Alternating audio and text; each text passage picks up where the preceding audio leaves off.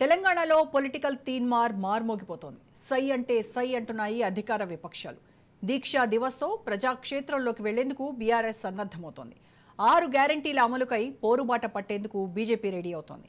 దీంతో కాంగ్రెస్ సంబరాలపై ప్రతిపక్షాలు సమర భేరీ మోగిస్తున్నాయి.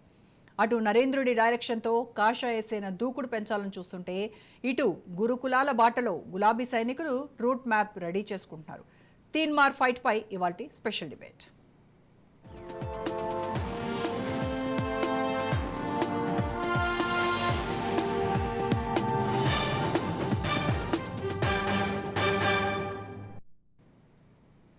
తెలంగాణ ఉద్యమ చరిత్రలో నవంబర్ 29వ రోజు ఓ కీలక ఘట్టం. నాడు కేసీఆర్ దీక్షతో యావత్ సమాజం కదిలింది. చివరకు ఢిల్లీ సర్కార్ దిగొచ్చి తెలంగాణ ఇచ్చింది. కేసీఆర్ సచ్చుడో తెలంగాణ వచ్చుడో అనే నినాదం సకల జనుల్ని ఏకం చేసింది. నాటి పోరాట స్ఫూర్తిని మరోసారి రగిలించేందుకు గులాబీ దళం ప్రయత్నాలు చేస్తోంది. రాష్ట్ర వ్యాప్తంగా దీక్షా దివస్ వేడుకలు జరిపేలా ప్లాన్ చేస్తోంది. అలాగే సంక్షేమ హాస్టల్స్లో నెలకొన్న సమస్యలపై పోరుబాటకు సిద్ధమవుతోంది. రాష్ట్ర వ్యాప్తంగా బీఆర్ఎస్ గురుకుల బాట కార్యక్రమం చేపట్టనుంది. నవంబర్ 30 నుంచి డిసెంబర్ 7 వరకు గురుకుల బాట సాగనుంది.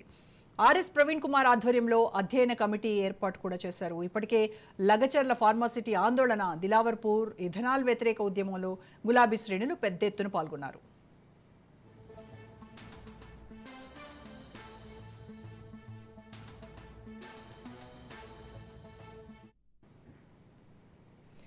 మరోవైపు మిషన్ తెలంగాణ దిశగా కమలనాథులు అడుగులు వేస్తున్నారు.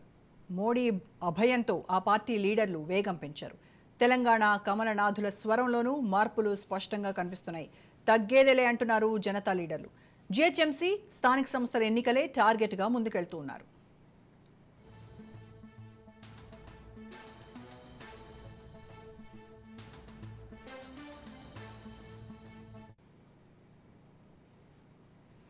ఇక ప్రజాపాలన విజయోత్సవాలపై కాంగ్రెస్ నజర్ పెట్టింది. ఏడాది పాలన విజయాలపైనే దృష్టి సారించింది.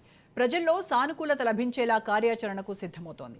హామీల అమలు విషయంలో రాజీ పడబోమన్న క్లారిటీ ఇచ్చేందుకు హస్తం లీడర్లు శతవిధాలుగా ప్రయత్నిస్తున్నారు. అయితే లగచర్ల, దిలావర్పూర్ ఘటనలు కొంత కలవరానికి గురిచేస్తున్నాయి. దీంతో ప్రత్యర్థుల వ్యూహాలను కట్టడి చేయడమే రేవంత్ ముందున్న పెను సవాల్గా మారింది.